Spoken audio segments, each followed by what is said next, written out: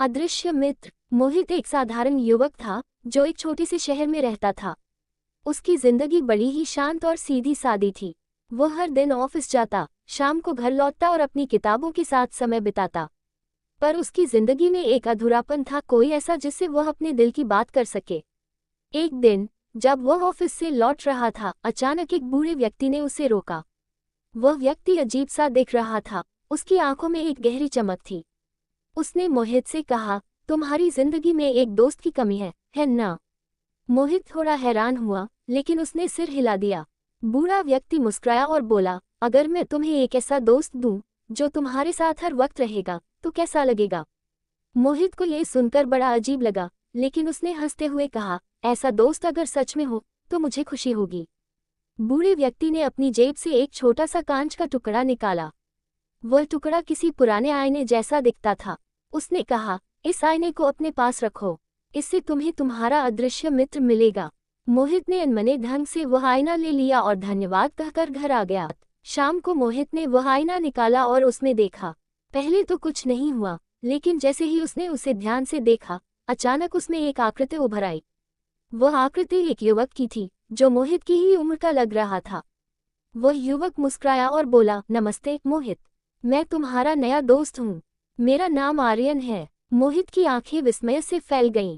उसने पूछा, तुम कौन हो और इस आईने में कैसे हो?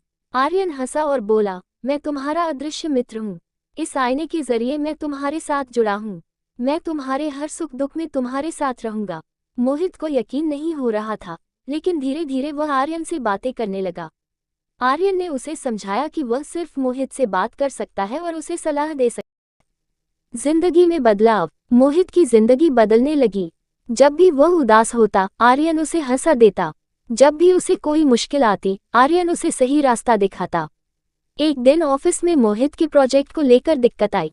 वह घबराया हुआ घर लौटा और आर्यन से अपनी समस्या साझा की। आर्यन ने मुस्कुराते हुए कहा, तुम्हें इस समस्या का हल खुद ही खोजना होगा, लेकिन मैं तुम्हारी मदद करूंगा। सबसे पहले अपने बॉस से ईमानदारी से बात करो। मोहित ने वैसा ही किया और उसकी समस्या हल हो गई। धीरे धीरे मोहित को आर्यन का साथ पसंद आने लगा। वह खुद को पहले से ज्यादा आत्मविश्वासी और खुश महसूस करने लगा। रहस्य का खुलासा। एक दिन मोहित ने आर्यन से पूछा, तुम कौन हो? क्या तुम असली हो या सिर्फ मेरी कल्पना? आर्यन ने गंभीर होकर कहा, मैं तुम्हारी कल्पना नहीं हूँ, लेकिन मैं असली भी नहीं हूँ। मैं तुम्हारी आत्मा का वह हिस्सा हूँ जो तुम्हें कभी दिखाई नहीं दिया। यह आईना केवल एक माध्यम है जिसने मुझे तुम्हारे सामने ला दिया। मोहित ये सुनकर चौंक गया। उसे समझ आया कि आर्यन उसके भीतर की ताकत का प्रतीक है। आखिरी मुलाकात। समय बीतता गया और मोहित अब एक बदला हुआ इंसान बन चुका था। वह आत्मनिर्भर और खुश रहने लगा। एक दिन आर्यन ने कहा, अब मेरी जरूरत खत्म हो चुकी है। तुम्हें अब अपने दम पर जिंदगी जीनी होगी। मोहित की आंखें भर आईं। उसने कहा, तुमने मेरी जिंदगी बदल दी है। तुम्हारे बिना मैं अधूरा महसूस करूंगा। आर्यन मुस्कुराया और बोला, मैं हमेशा तुम्हारे साथ हूँ, बस इस आईने के बिना। तुम जब भी खुद पर विश्वास करोगे, मुझे अपने पास पाओगे। ये कहकर आर्यन गायब हो गया। नया अध्याय। मोहित ने वह आईना एक संदूक में रख दिया। अब वह हर चुनौती का सामना खुद करता था। उसे एहसास हो गया था कि असली ताकत हमारे भीतर ही होती है, बस उसे पहचानने की जरूरत होती है। उस दिन के बाद मोहित ने अपनी जिंदगी को नई दृष्टि से देखना शुरू कर दिया। जिंदगी में हर इंसान को अपना आर्यन ढूंढना चाहिए, वह अदृश्य मित्र जो हमारे भीतर छिपा होता है।